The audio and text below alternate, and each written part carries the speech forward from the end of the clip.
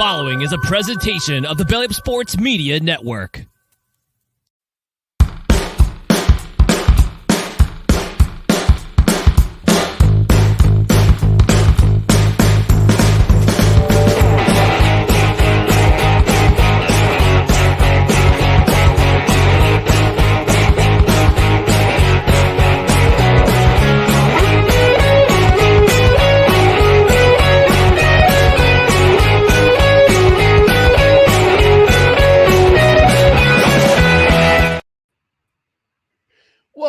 Welcome to another edition of No Credentials Required, where you don't need a press pass to talk sports. We're presented by Belly Up Sports in association with Gozilla Media. My name is Ryan McCarthy. I'm one of your hosts.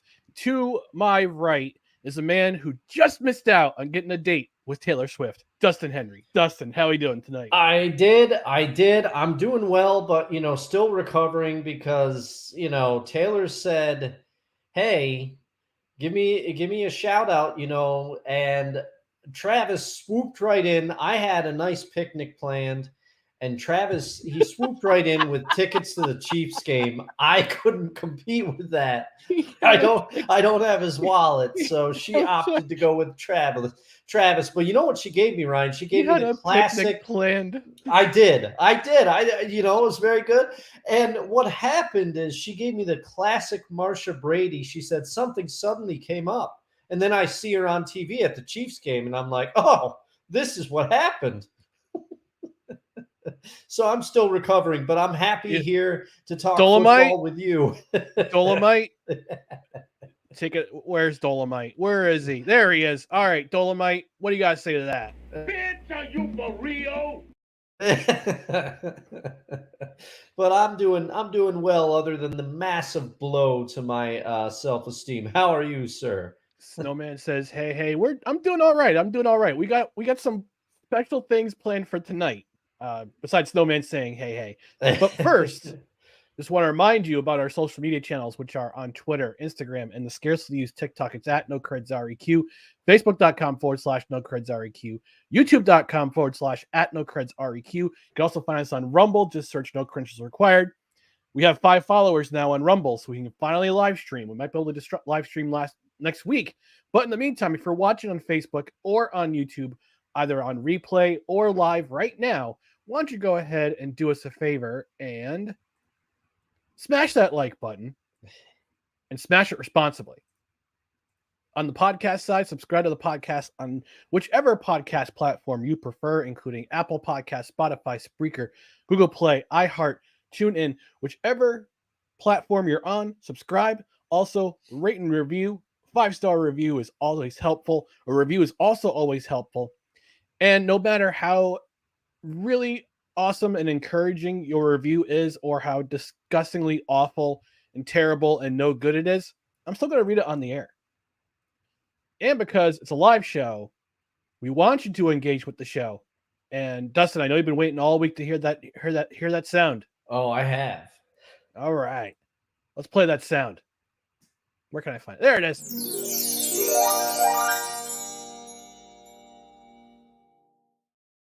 Yep, that's right. We want your comments. Algorithmic engagement comments. That means YouTube it's easier for you to find on YouTube, easier for your friends to find on YouTube.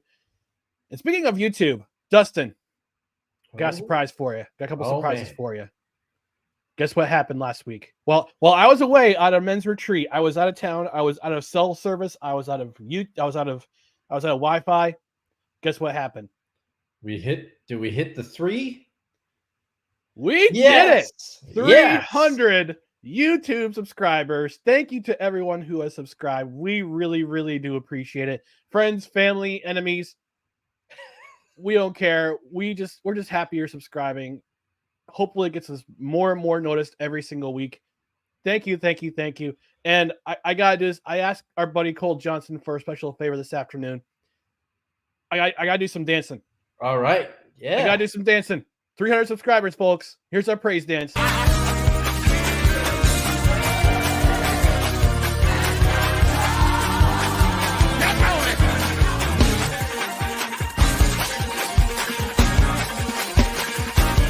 It's getting ready to happen. It's getting ready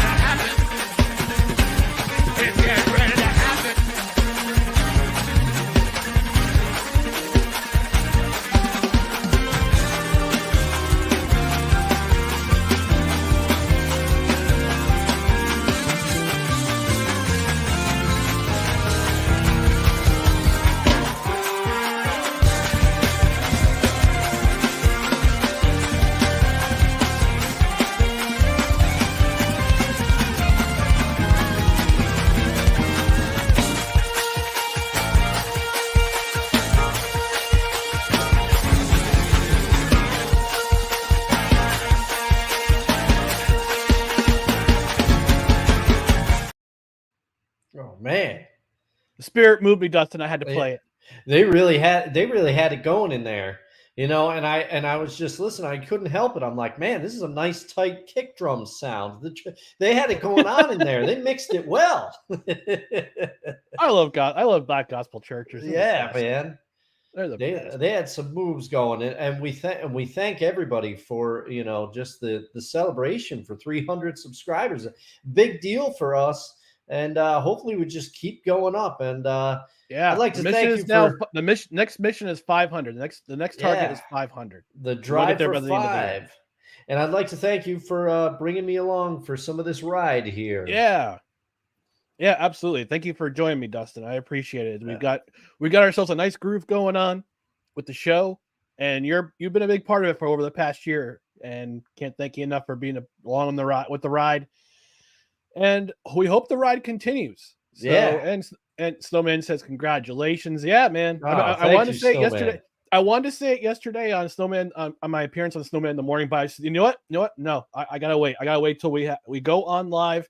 I wanted to tell Dustin, want to let him know because he didn't know about it until I told him. Just now. Yeah, part of it is some of my reactions. People are like, "Aren't you surprised?" And I'm like, "Yeah, I'm surprised. I'm a little shocked too, because we've been going on a steady growth rate here. So I'm hoping that we can keep it going." Me too. But in the meantime, Dustin, we got some NFL to talk about. We got to talk about week 3 in the NFL. And first things first, we got to talk about our biggest upset. And I'm pretty sure you agree with me that the biggest upset this week was the Arizona Cardinals handing the Dallas Cowboys their first L of the season. And you know what? The spirit's moving me. I got to dance. I got to dance. Right. All right, that's enough. They got some moves though. I can't dance like that. I can't dance like that either. Yeah. I never went. I mean, I grew up in church. I never went to a church like that. I mean, no, our church, my church, attendance, the overall feel was a little more somber than that. Ugh. Yeah. Yikes. Yeah. Yeah, so let's talk about the NFL week 3. Biggest upset I have, and I'm pretty sure you have, the Cardinals beating the Cowboys shockingly, and not just by a couple points. Yeah, they beat them by 12.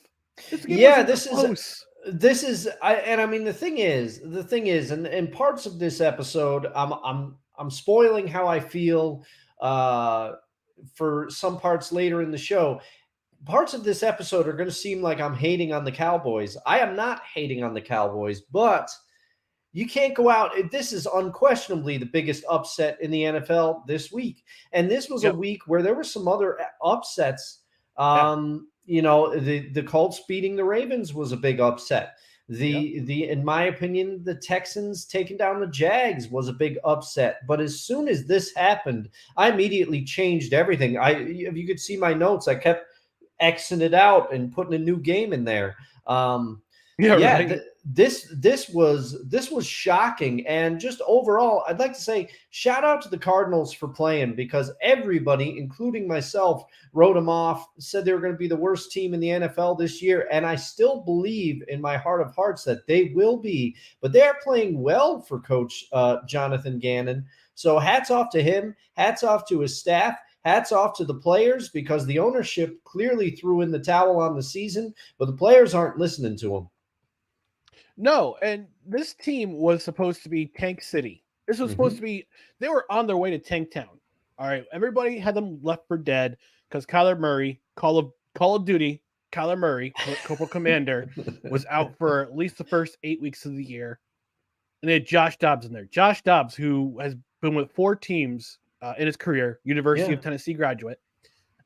He's been their quarterback. He's been their guy. He's kept them in on offense every single game this season. And this is a fight. And I would throw in the Colts the same way. They were on their way to Tank Town because Jonathan Taylor refused to play. They had a rookie quarterback, and they had a lot of the other stars returning that kind of were out last year, but they also have a younger team with a new head coach, and they're 2-1. Yes. So the Cardinals and the Colts right now, they're competing for, I would say, non-Tank Town team of the year so far. Yeah. The Cardinals being the Cowboys at home, in I'm sure the Cardinals fans were outnumbered by Cowboys fans by at least 20% at best. Yeah. But and you can see what happened with the Cowboys the first 2 weeks of the season. They were amazing on both offense and defense. Oh, of They course. couldn't do anything right on the other side of the ball this week. Yeah.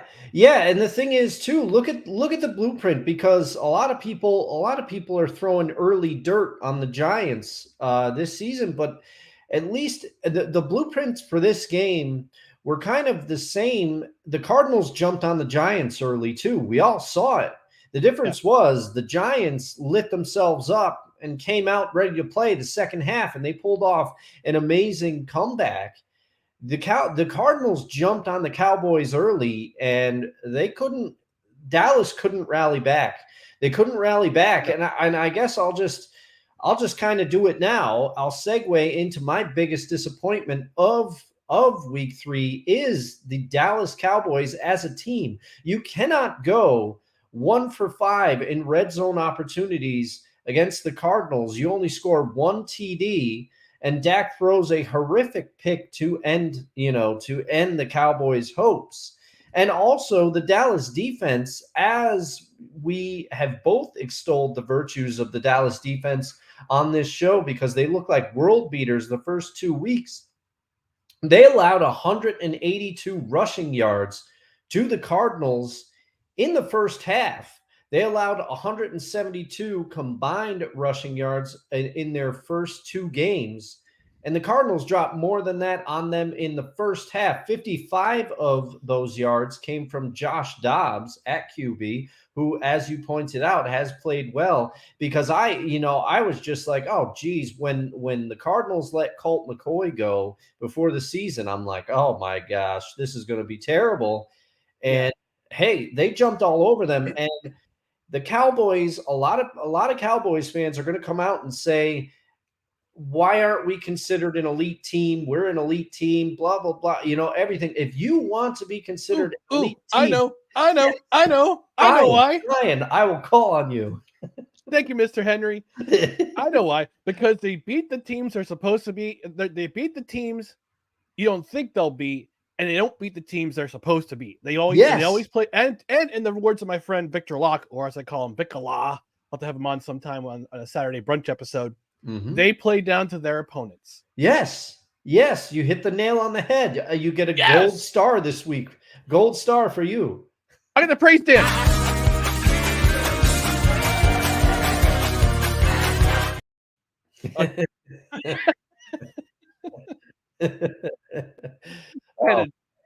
Thank you to Cole for whipping that up, because I got a feeling we're going to be using that quite a bit. Oh, for sure. I wanted to use it last week if the Jets had beaten the Patriots, but unfortunately, that didn't happen. But I've gone through that motion before. I've wiped that slate clean.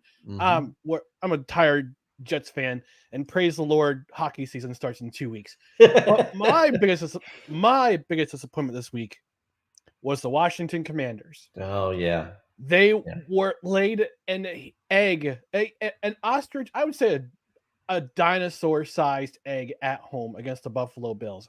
I had Sam Howell as my player to watch this week. And what does he do? He throws 2 interceptions, including a pick 6.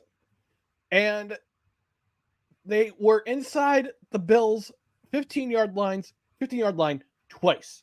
Yeah. They turn it over on downs, and they throw that interception that basically sealed the game.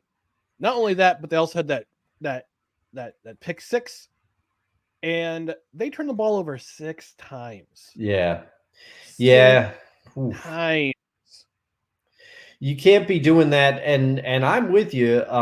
Had the Cowboys not done what they did as a unit, I would have gone with this game as well, because if you remember from last week's show, that was my most intriguing matchup. I wanted to see how the Commanders would stack up against the Bills, and they came out flat, to say the least. And also, the Bills defense made a statement. They said, "Hey, don't forget about us." Yeah, the Bills. They've won 2 in a row. They're gonna play the Dolphins this week. It's a very important game, especially in conference and in division play. Yeah, interdivision. But yeah, the Buffalo Bills proved that they're still elite. They're still the elite team. After that loss to the Jets, they've come out. They've steamrolled the Raiders. They steamrolled the Commanders. I think at the Dolphins, the most hated Dolphins. Look, I don't begrudge. I can no longer begrudge Bills fans because I'm related to one.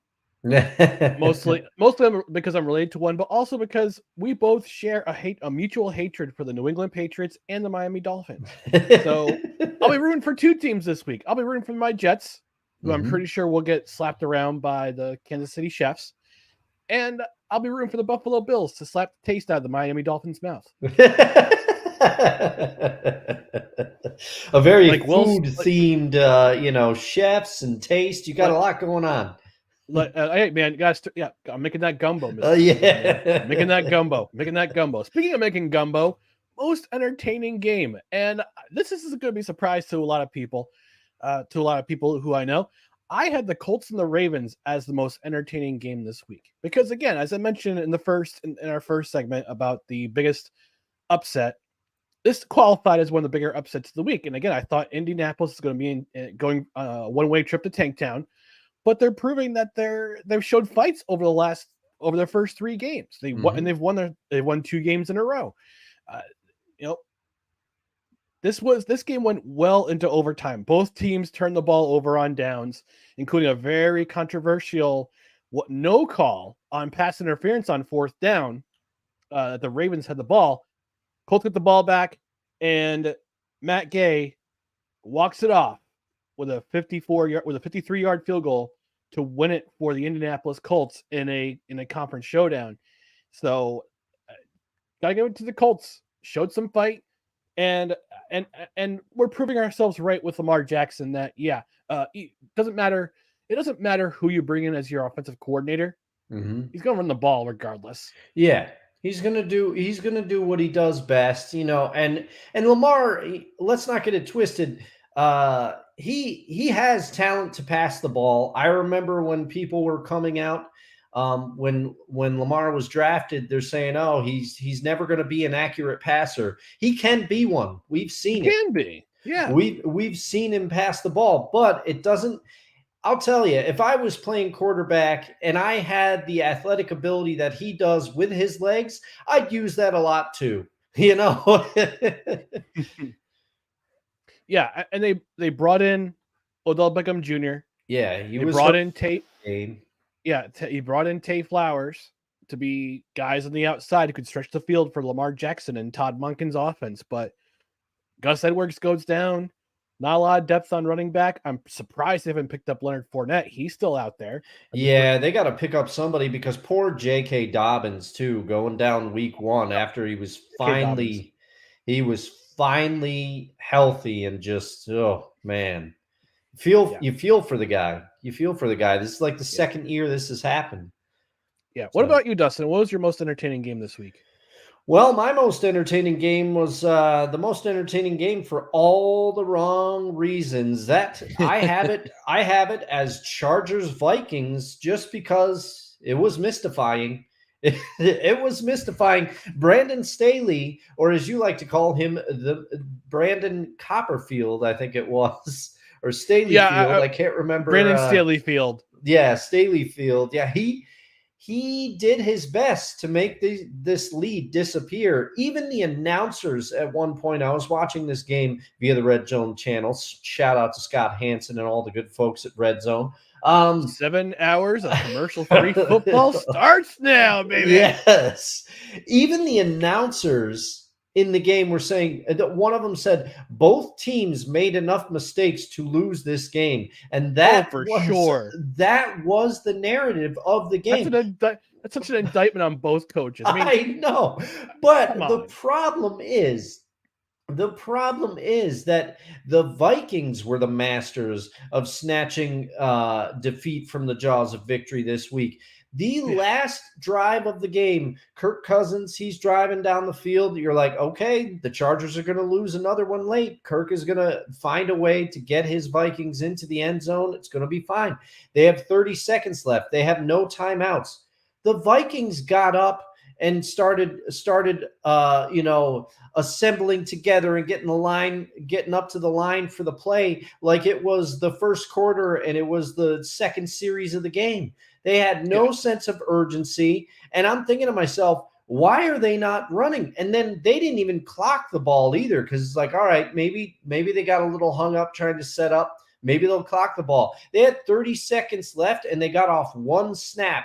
One snap. In the NFL, I've seen teams get 3 plays out with that with that amount of time. It was just unbelievable. And the fact that the Chargers went for it on 4th and 2 yes, inside their 25-yard line with yes, less than a minute to go. Yes, with only up by 4. Yeah, show you Brandon Staley is not an NFL head coach. No, he's horrific. And the thing is, and then I was thinking, because on the series that I'm talking about, where the Vikes would go on to lose, Kevin O'Connell he went for it on 4th down, and the Vikings got it. So I'm like, okay, this is going to be the difference. This is why the Vikes are going to win this thing. But then they had that horrific clock management at the end of the game. No sense of urgency. These two teams, oh my goodness. Oh my gosh. Well, at least it was, half of Minnesota is dead because of heart attacks after having watched that game. But oh jeez. Man. My goodness. It's basically the immovable force versus the immovable force versus the inanimate object, or whatever it's called. The unmovable object. I don't know. My analogies are well, yeah, shot. But in terms of coaching, I don't fault Kevin O'Connell. I don't have enough. Mm-hmm. I don't have enough on him to really indict him for terrible decisions. I do have enough on Brandon Staley because we know his resume. You have a dossier on Brandon Staley, and I'm going to say something, and I hope people don't cut this out, but I'm going to say it. Brandon Staley is like herpes. He just keeps coming back. You're just wondering, you're like, how does he still have a job? He just keeps coming back. He is so lucky that the Spanos family are his owners, because I don't think there would be many other owners. They would have had their fill by now. Jeez. And I was trying to think of a better analogy, comparison. but I couldn't. That comparison brought me back to Dave Chappelle's episode when he goes to the hood and the clap comes back. He goes, "Oh, hey, Dave Chappelle, good to see you again, dirty mother." yeah. Knee-High Park. That's a great sketch. Knee-High Park. Those are the best sketches ever. All right, we're gonna take a quick commercial, the first commercial break of the show. But when we come back, we'll talk more about Week 3 of the NFL, and then we'll talk about Week 4 in the NFL. So stay tuned for No Credentials Required. Hey everyone, it's Ryan from No Credentials Required, here to tell you about Mahler Brothers Golf. We all want to look good in the golf course, but it often comes at the expense of feeling good. Mahler Brothers Golf has polos that look good and feel good. With their lightweight and stretchy material that hugs your body, you will feel cool while looking just as cool. Their polos are guaranteed to make you look better, but it's up to you to golf better. On a hot summer's day on the golf course, there's no polo that you would rather wear than Mahler Brothers Golf signature polos. Mahler Brothers Golf has a large catalog of polos with designs for those who want a loud design and others for those who want a subtle and sleek looking design. They also have fun t-shirts, hats, tumblers, and so much more to make your golfing experience better. Head to MahlerBrothers.com. It's MAHLERBROS. Use promo code BELLYUP at checkout for 15% off. That's right, folks. Get yourself some superior golf gear, whether it's a polo, a t-shirt, a tumbler, a hat. They now have coffee. I'm gonna have to get myself some Mahler Brothers Golf coffee. It's available at MahlerBros.com. It's MahlerBros.com. Use promo code BELLYUP at checkout for 15% off your order. I'm going to try to order myself a polo and some coffee soon because even though fall's coming and there's not much golf, you still need a polo to look pretty decent when you're going out somewhere. Yeah, yeah, and you know what? I might have you send me that commercial when it's in the dead of winter. That commercial's got some good summer vibes. These Mahler brothers, they're into everything, man. This is Yeah, great. they I'm are. gonna have to try some of these. I'm gonna have to try some of the coffee. I'm gonna have to get a polo myself. And yeah, where do they find the time? I know, right? I mean, Josh and his brother are they're nailing it. They're nailing Yeah. it. Oh, But yeah, for Mahler sure. Brothers Golf. Mahler Brothers Golf. MahlerBros.com. Belly up for 15% off your order. Let's continue week 3. Dustin, most notable performance of this week. And I'm gonna have you lead off for this one. What was the most notable performance to you? All right. Well, it seems like I have a theme this week, but I tell you, it wasn't intentional. But when a team drops 70 points on another, Yeah. I gotta pick them. The Miami Dolphins. I'm picking the whole offense because they destroyed the Denver Broncos. They dropped 70 on them.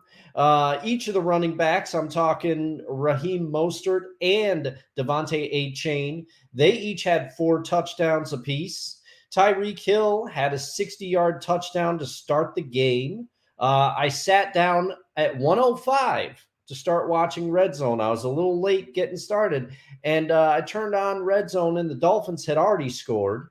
And Tua only missed 3 pass attempts in this entire game. He went 23 of 26. His yardage total was 309 yards. He had 4 touchdowns. It was an absolute clinic.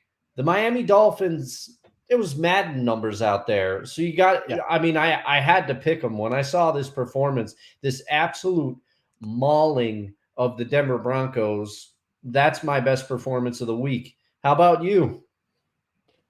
Well, I alluded to this in the most entertaining game, but I had Matt Gay as my most notable performance of the week. Went 5 for 5, scored 15 of the Colts' 22 points in this game, including that walk-off field goal. But most impressively, 4 of those 5 field goals were within 50 plus yards, Yeah. including the walk-off game winner. Yeah, I mean, the thing is,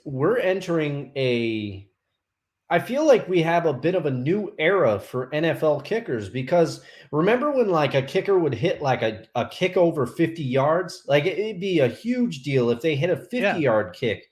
And now kickers like Justin Tucker, I mean, I still put him, he's probably the best kicker in the NFL. He's hit a lot of crazy kicks over the years, but it's becoming routine for some kickers to go out there and hit like 53-yard field goals, 57-yard field goals. It's impressive. Well, today is the anniversary of Justin Tucker calling the game against the Lions, hitting a walk-off 66-yard field goal that bounced off the crossbar and went over, much to the chagrin and dismay of the Ford Field crowd. Mm-hmm. Yeah, now that, you know, a lot of people used to say that Adam Vinatieri was the most clutch kicker in the NFL. He made a lot of big kicks, but Adam, you know, and he made a lot in weather and stuff, but especially when he was kicking for the Colts and he was a little older, he did not have the range, but he was just elite because the situation never rattled him. But some of these kickers that are coming out, you know, people, a lot of times they like to think about kicker as an afterthought, but Matt Gay proved it, as you alluded to. If not for Matt Gay, the Colts do not come away with that victory. He was instrumental, and he made big kicks to get them there. Yeah, and some say field goals don't win games. For some teams, it does, like in this game. Oh, yeah. Oh, yeah. All right, we're moving on to hottest individual take of the week. And this is sort of football related. I'm going to come out and say it. Travis Kelce is eventually going to be a theme of a Grammy Award winning Taylor Swift song.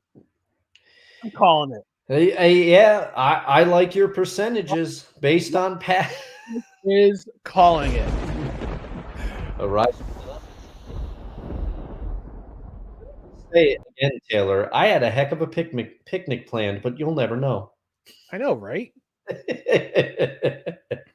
You made a tart. You brought some. me, there were some teardrops on my guitar because of that. Shake it off, Dustin. Shake it Yeah, off. I'm trying. I'm trying. I even wrote lyrics. I give her a head start. I wrote lyrics on my Twitter account as to what this song's gonna sound like. All right, here we go. All right. Here we go. All right. So let me just scroll down here. Here we go. So Taylor Swift, you're welcome. First down was a great date. Second down, and it was just fate. Third down, I said, just wait. But fourth down, it was too late. Oh man, I can hear it. I can hear it. You're welcome, Taylor. You're welcome. He's done. You got the chorus right there. He's done like the big. That's the first verse. No, that's the first. That's the first. Oh, verse. that's just a verse. Okay. Although it Sounded could be like the a chorus. chorus to me. It could be the chorus, but Yeah, you're welcome, Taylor. Yeah, it was pretty hooky. It was pretty hooky. I could be one of the 10 songwriters on every single one of your pop songs that you have since you were supposed to become a pop star. Dustin, what about you? What was your? We actually have a comment in the chat from our friend Wonko the Saint. I want to get to that in just before we get to your biggest for your hottest takeaway. He asked, can my biggest disappointment be a team that finally won one? Joe Burrow does not look right, immobile and unable to launch the deep ball. Could Cincinnati miss the playoffs? Yeah, I mean, good question. Yeah, and I have to say I have to agree with Wonko on this one. Cincinnati's in trouble, and Joe Burrow definitely does not look like himself out there. And if they don't have Joe Burrow, the rest of the team is good, but the offense runs through Joe Burrow. He makes it all work. So that's big problems, and I think they could miss. Yeah, that calf injury is looming large right now, for sure. Even though they got the win yesterday, it just they don't look as high powered as they have been, especially last year.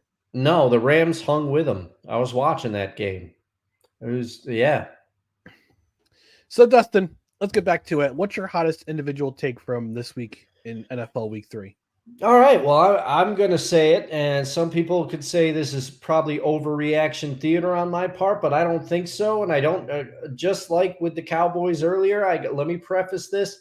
I don't quite have a grudge against Sean Payton, but after some of his preseason comments, I'm starting to have one. He is not the savior in Denver. The offense has not looked, a lot of people, including myself, I thought he would bring some stability to that offense. But after throwing Nathaniel Hackett under the bus, who I think Nathaniel's got his own problems. I'm not sure if the whole gold zone thing works. Yet to be determined. I don't know how much of Hackett's success was tied to Aaron Rodgers, but we will find out. After throwing Hackett under the bus, Sean Payton certainly hasn't come in and lit the thing on fire. And to make all those comments and then have the team look nearly as pedestrian. And let's not forget, last year, for all the complaints against Nathaniel Hackett and his staff, that Broncos defense was a great unit, especially to end the season in the NFL. I don't know what happened under Sean Payton, but that Broncos defense looks horrible. They can't stop anybody anymore. And you can't blame that on the previous coaching staff because you're here now and you didn't really change any of the players, to my knowledge. And Sean Payton, he always kind of has this like smug look on the sidelines. He likes to be a little vocal. I'm going to say it. I'm going to shout out one of my best friends. To quote one of my best friends, Chris, Sean Payton likes the smell of his own farts. The rest of us, we don't. We don't, okay? Your onside kicks are getting old. You should probably focus on not making comments about other coaching staffs because clearly yours is in disarray, and maybe go back to the drawing board with your offense because Russell Wilson is part of the problem. but it's your responsibility to fix it. And it's not all on Russ. A lot of it's on you, Sean Payton. So there we go. Broncos country, let's ride. Yeah, Sean. I think ever since Sean Payton said that remark, I said to myself, "Oh my goodness, he's gonna have a rough time." I mean, yeah, you're right, Dustin. A wet paper bag can play better defense than what his defense did last week in Miami. That was atrocious. Mm-hmm. That was atrocious. Well, we're going to take another quick break. We come back, we're going to talk about everything we're looking forward to in week 4 in the NFL. So stay tuned for more No Credentials Required.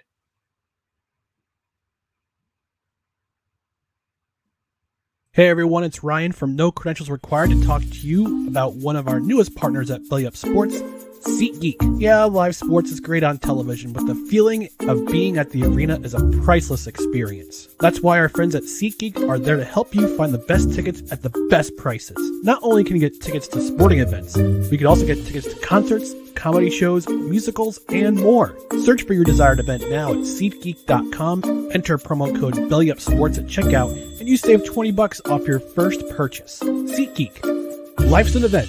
We have the tickets.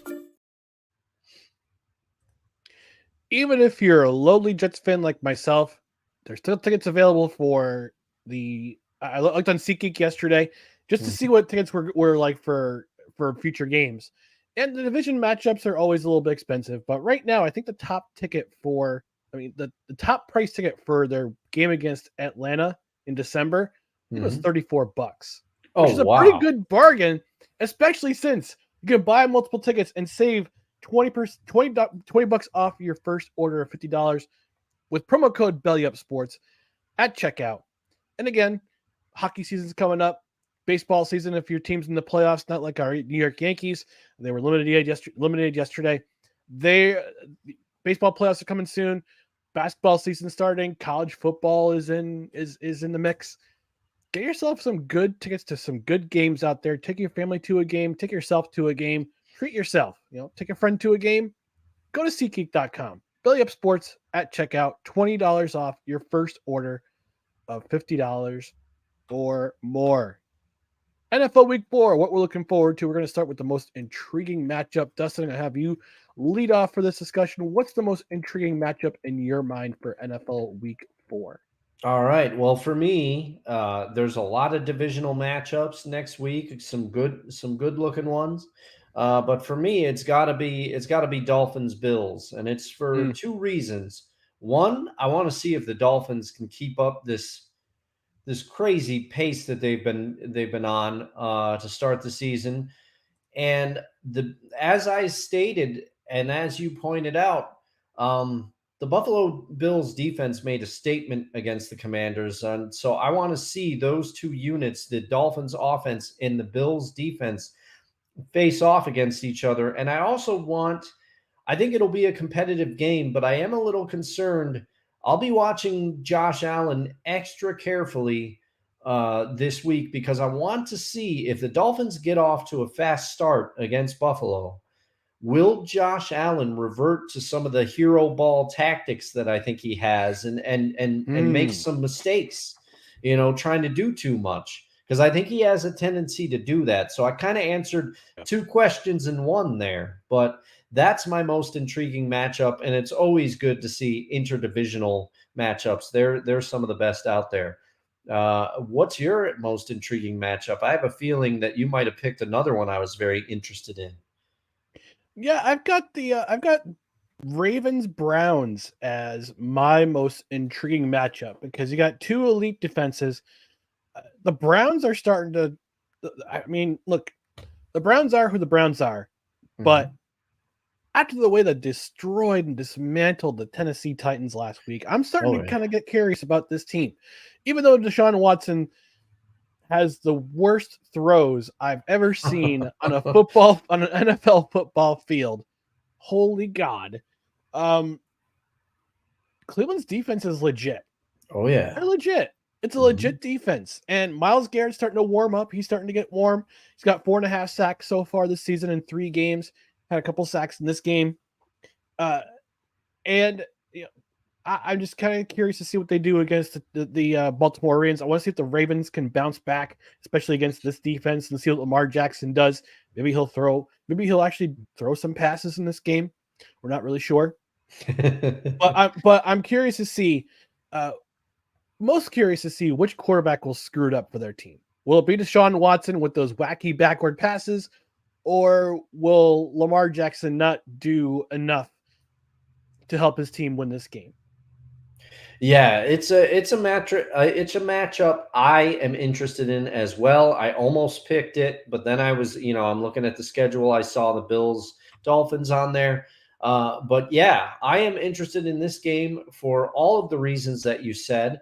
And also, I did pick the Browns to be a wild card team this year. So I knew, like I said, Browns defense is not as elite as some of the others. Like I still think the New York Jets, a lot has been made about the offense surrounding them. I think the Jets still have a better defense than the Browns, but I don't think there's many other teams that have a better defense than the Browns simply because Myles Garrett is that good. He can take over a game if he starts getting to the quarterback, and he even on the hits where I saw a lot of the Titans game, and on the plays where he didn't get to the quarterback, he caused a lot of havoc, a lot of QB hurry ups, hits. He's a very talented player for sure, and they have other pieces on that defense as well. They're not sneaky. I think more people know about them, not like the Saints defense, but the Browns defense is for real. They are for real. It's a good defense. It's a good defense. NFL Week 4, Desperation City, and I'll lead off with this one. I've got the Jacksonville Jaguars kind of in Desperation City right now. They head to London for the first international game. It's kind of a de facto home game for them because Shad Khan is from the London area, so he wants to kind of make the Jaguars London's team, although the Jets have something to say about it. But the Jaguars are off to a slow start. And especially after being upset last week against Houston, CJ Stroud might be rookie of the year right now. This discussion is coming down the road. It'll be another discussion. But this team, I think they're getting desperate. I think they're getting desperate. They were the consensus pick to win the AFC South last year. That was based on their performance coming up late in the season when they beat Tennessee in the last game of the year. Then they beat the Chargers. They came with the epic comeback against the Chargers. But again, it's mostly Brandon Staley doing his thing.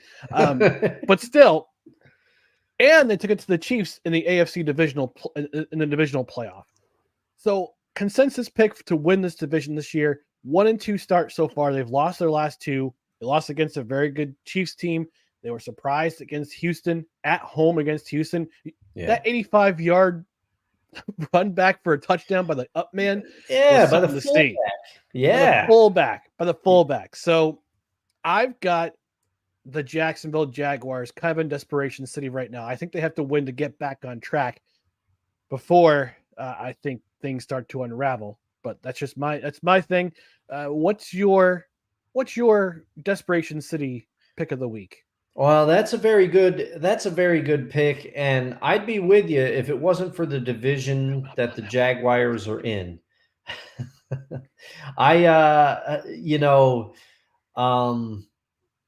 If it wasn't for the division that the Jaguars are in, I think they would be in some real trouble.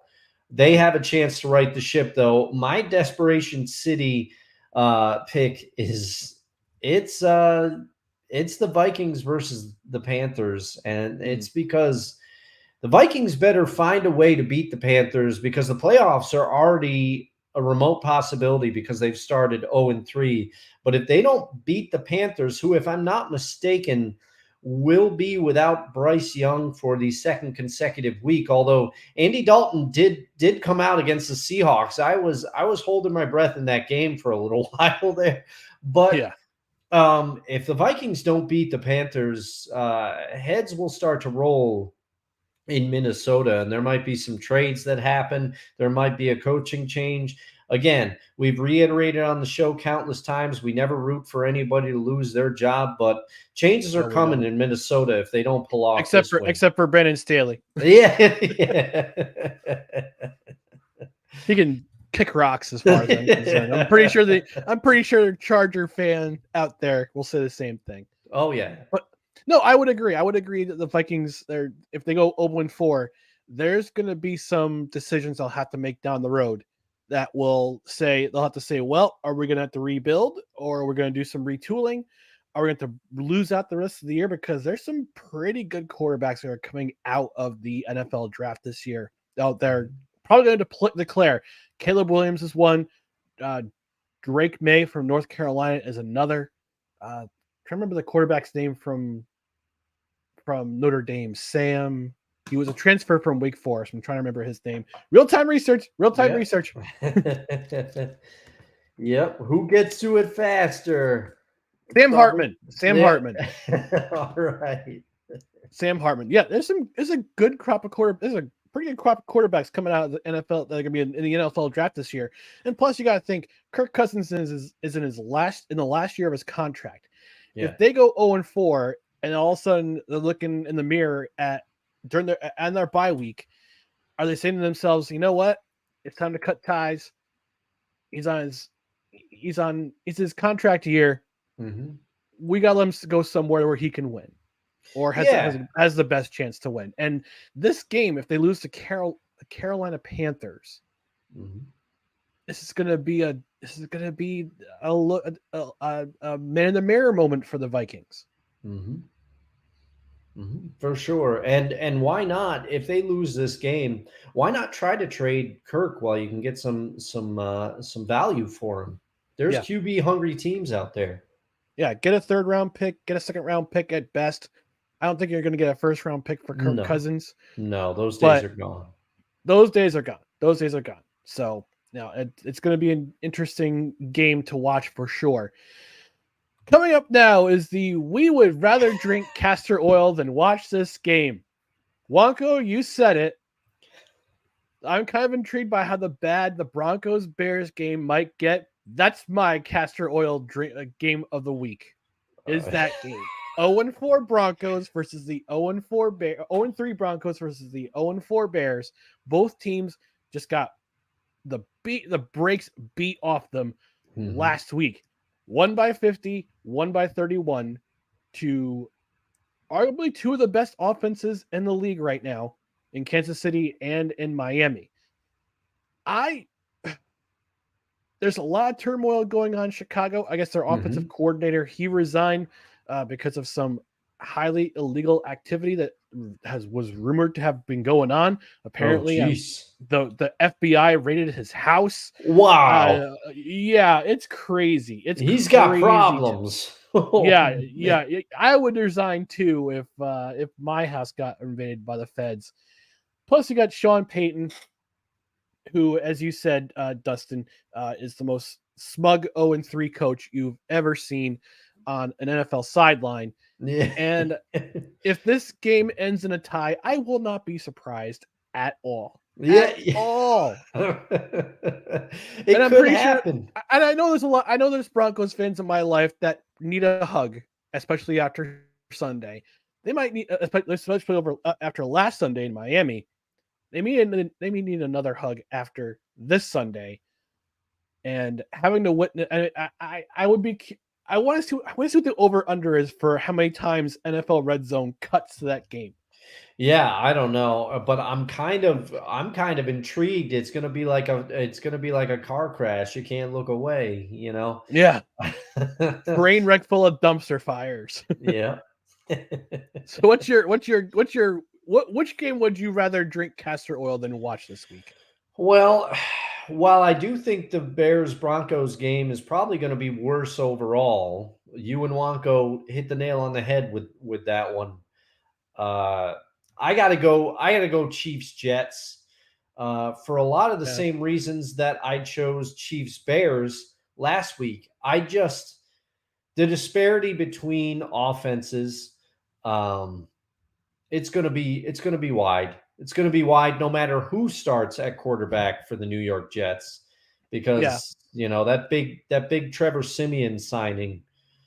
I just don't know. They had other options, but I'm not educated on the team. This coaching staff seems to like, if you're a quarterback with previous experience with this coaching staff and this regime, they like bringing you in for some reason. Yeah. But And this is the second tenure of Trevor Simeon in a Jets uniform. The first one wasn't that great because of who his coach was. yeah, And I guess he's a little bit more familiar with Nathaniel Hackett's system. I made a prediction last night on Not Victory Monday. I said the Jets would keep the Chiefs close for the first 3 quarters, especially with the defense that they have.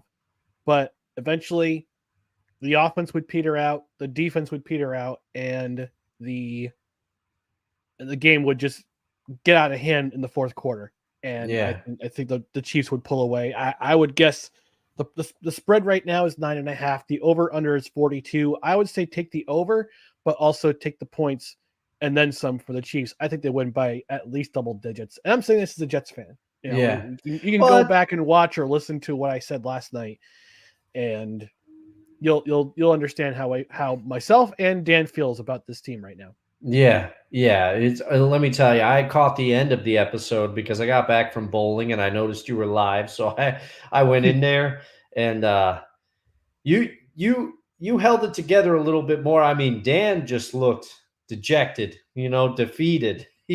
Poor guy, Yeah. poor guy. But for Still your love him. sake, Still love him. He's my buddy. But oh we yeah. need some optimism in this room. Oh yeah, of course. And the thing is, for your sake, I hope that they can keep it close. But I just, that defense, that poor defense, they're going to get gassed because they're going to have a Herculean effort out there to keep this game close. And then I have wondered, because I've seen it. I've seen fractures. There was fractures that now are coming out years later. The defense would get frustrated with the Seahawks offense at times during their runs when that defense was one of the most elite defense in the NFL. They would say, "Hey, why can't you score some points?" And I mean, the Seahawks at that time, I would argue, had more offensive talent certainly than the Jets do now. So I have to wonder. It's not. I don't think it's a matter of right now. It's a matter of talent at certain positions, except for quarterback. Yeah, But a lot of it has to do with coaching. It's a both and situation. Yeah, and then you hate to think this, but you start to wonder when is their frustration going to boil over? I wouldn't be shocked if it's starting to boil over now. Mm-hmm. But yeah. All right, moving on to our last segment, players to watch in week 4. Dustin, you kind of alluded to it, but you can go ahead and you alluded to it in your most intriguing matchup. But tell the people at home who your player to watch is in week 4. Yeah, I'll be real quick about this. If you weren't listening earlier, my player to watch, Josh Allen, because I think if the Dolphins get off to a fast start against the Bills, he has a tendency to try to do too much, and I'm wondering if he's gonna revert to some of that play and make some mistakes. But as you said, I've already talked about it. So who's the player you're looking at extra carefully in week 4? The player I'm looking at extra carefully in week 4 is Calvin Ridley. Calvin Ridley is this was my Desperation City pick 4 game, but my player to watch is Calvin Ridley because this is a revenge game. Remember, Calvin Ridley was drafted by the Atlanta Falcons in 2019. I think so. Yeah, I want to say 2019 or 20. Yeah, I'll do some real-time research. No, 2021 because he was suspended. Or maybe it was 2019. Yeah, you do the research. Anyway, so I remember his first game in London as a member of the Falcons. He played the Jets, scorched the Jets that day. And that was that week that he decided, I need a mental health break. And then he was suspended for the rest of the season. He was suspended for the entire 2022 season. But then traded in at the trade deadline for a couple of draft picks. Mm-hmm. And he was supposed to be a part of this Jaguars offense that was supposed to be lights out. And Yeah. last 2 games, they haven't been lights out. And I want to see how he matches up against Jesse Bates, because Jesse Bates, as we know, is a pretty darn elite corner in this league. And I'm just intrigued to see how he does, especially to see if if it's going to be a bounce back game for the Jaguars after 2 straight losses. Yeah, Calvin Ridley was drafted in 2018, by the way. 2018. So he's Yeah. still a relatively young buck. So Yes. but Yeah. but that's my player I'm watching this week. Yeah, Carefully. that's a great pick. And as the manager of the Chemical Toilet, I drafted Calvin Ridley to be my number 1 receiver. So I will be watching him as well. Hey, listen, look. The Jets may suck, but I went 3 for 3 in fantasy football this week, buddy. Yeah, there you go. Yeah. Take the victories where you can. Take one for the Breesful Easy Feeling, the Clavin Go-Go's, and the Where's My Belt Bryces. Let's go. Let's go.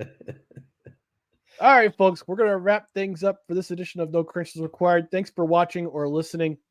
But on social media, you can always find us right down here on Twitter, Instagram, and the scarcely used TikTok. It's at NoCredsREQ. Facebook.com/NoCredsREQ. YouTube, REQ, not Cube. Facebook.com/NoCredsREQ. YouTube.com/@NoCredsREQ. On Rumble, just search for No Credentials Required. Again, don't forget to hit the like button. Leave a comment below as to who was your biggest upset in week 3, the biggest disappointment, who you're watching in week 4. Tell us. Leave a comment even after the show is over, after the live stream is over. On the podcast side, subscribe on Apple Podcasts, Spotify, Spreaker, Google Play, whichever podcast platform you prefer. Rate and review. 5 stars is preferred. Leave a review. That way people know that this podcast exists.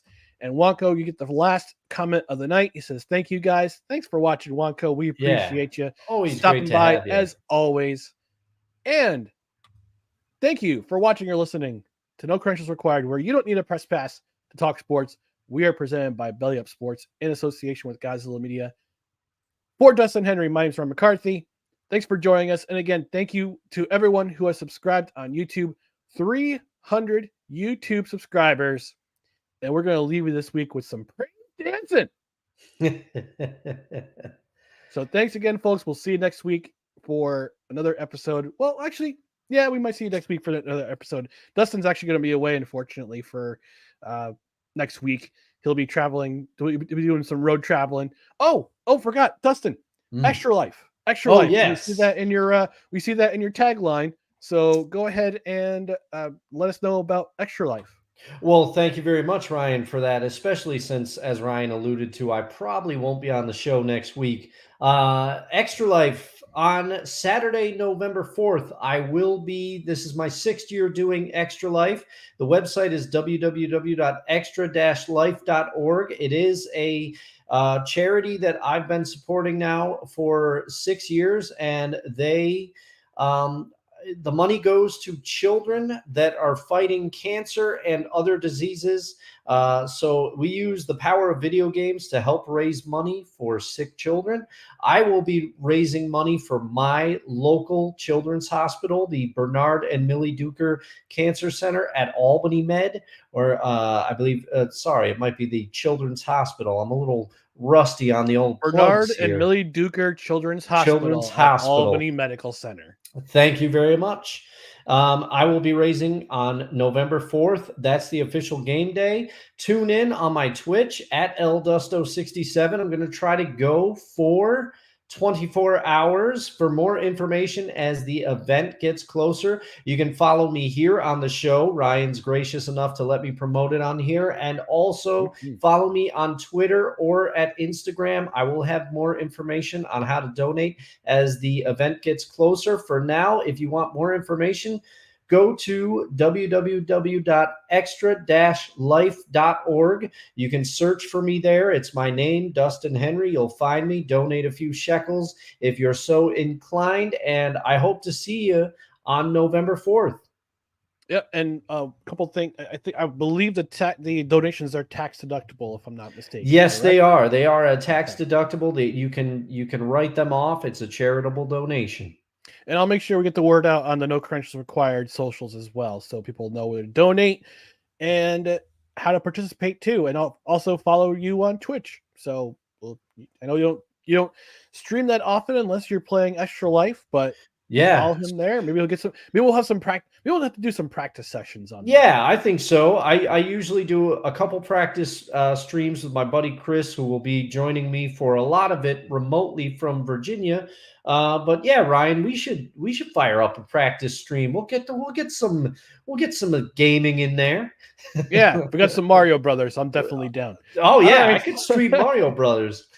All right, folks. Thanks for joining us. We'll be back.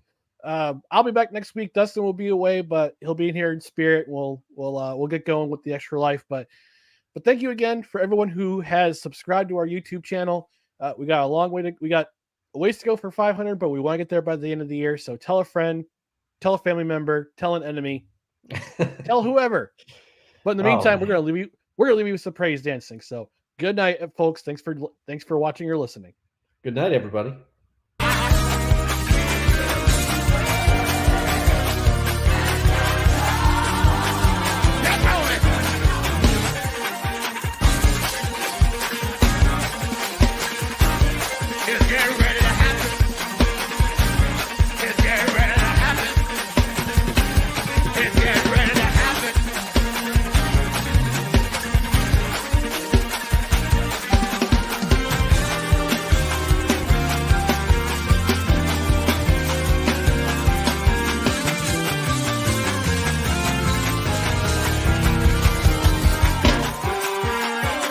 Run, Grandma! Run down that aisle!